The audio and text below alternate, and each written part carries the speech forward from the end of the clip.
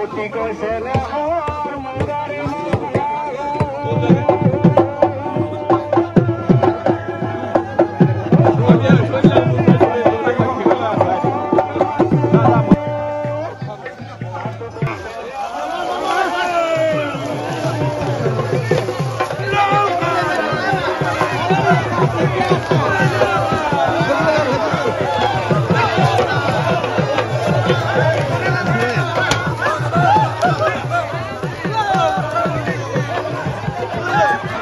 অতি কৈছে লেহৰ মুগাৰে তাতো কৈছে লেহৰ মাথো তাতো কৈছে লেহৰ মহাগৰ বিহু নাপাতি কেনে কৈ থাকো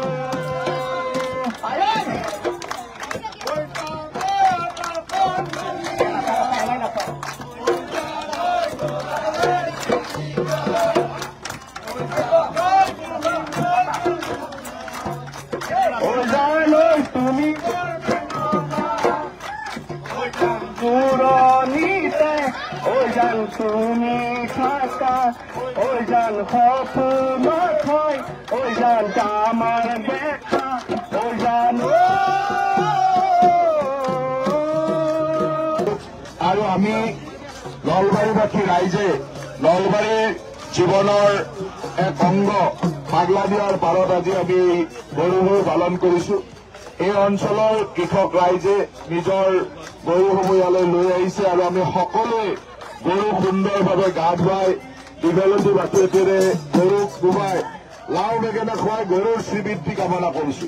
কৃষক জীৱনৰ আটাইতকৈ উপকাৰী জীৱ, যি জীৱৰ কৃপাতে আমি কৃষি জীৱন চলাই থাকো আৰু সেই গৌমাতাই আমাক সকলোকে আগন্তুক দিনত আমাৰ কৃষি জীৱন চলাই দিবৰ কাৰণে আগবঢ়াই লৈ যাওক। গৌমাতাৰ শ্ৰীবৃদ্ধি আমি সেইকাৰণে কামনা কৰো আৰু এয়া আমাৰ জাতীয় পৰম্পৰা।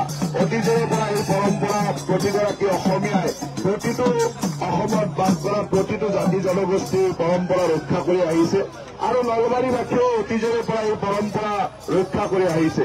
আজিকালি এই পৰম্পৰা সামাজিকভাৱে কম দেখিবলৈ পালেও ঘৰবিলাকত কিন্তু কোনেও পৰম্পৰা বন্ধ কৰা নাই। প্ৰত্যেক ঘৰতে যাৰ ঘৰতে গৰু আছে তেওঁলোকে সদায় এই দিনটোত অন্তত গৰু ধুৱাই গৰুক এই পৰম্পৰাসমূহ ৰক্ষা কৰে আৰু সামাজিকভাৱে পৰম্পৰা ৰক্ষা কৰিলে ইয়াৰ সামাজিক প্ৰভাৱো থাকে আৰু সেইকাৰণে হৰি মন্দিৰ সমিতিয়ে এইবাৰ সামাজিকভাৱে এই পৰম্পৰা ৰক্ষা কৰাৰ চিন্তা কৰিছিল। পাগলা দিয়াৰ পাৰত সামাজিকভাৱে এই পৰম্পৰা ৰক্ষা কৰাৰ কাৰণে আমাৰ সমাজত এটা নতুন বাৰ্তাও যায়।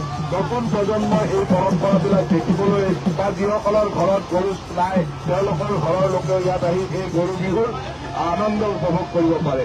মই ভাবো যে এই কাৰ্যসূচীয়ে আমাক সকলোকে আনন্দিত কৰিছে। আজি সকলোৱে বহুদিনৰ মূৰত এনেদৰে গৰুক ধুৱাই এটা আনন্দ অনুভৱ কৰিছে আৰু সকলোৰে চাগে লৰালি দিনবিলাক মনত পৰিছে। লৰালি দিনত আমাৰ ইয়াৰে এজনো মানুহ নোলাব যোনে এনেকে নদীৰ পাৰত পুখুৰীৰ পাৰত গা ধুৱাবলৈ গৰুক লৈ যোৱা নাছিল। এতিয়া সকলোৰে লৰালি দিনবিলাক মনত পৰিছে আৰু সকলোৱে এটা আনন্দ অনুভৱ কৰিছে। মই ভাবো যে এই আনন্দই আগন্তুক দিনবিলাকো আমাৰ আনন্দময় কৰি তোলক। এই পবিত্ৰ গৰু বিহুৰ দিনাখনে অহাকালিৰ পৰা আমাৰ অসমীয়া নৱবৰ্ষ আৰম্ভ হৈ নৱবৰ্ষত প্ৰত্যেকৰে দিনবিলাক শুভ হওক, মংগলময় হওক।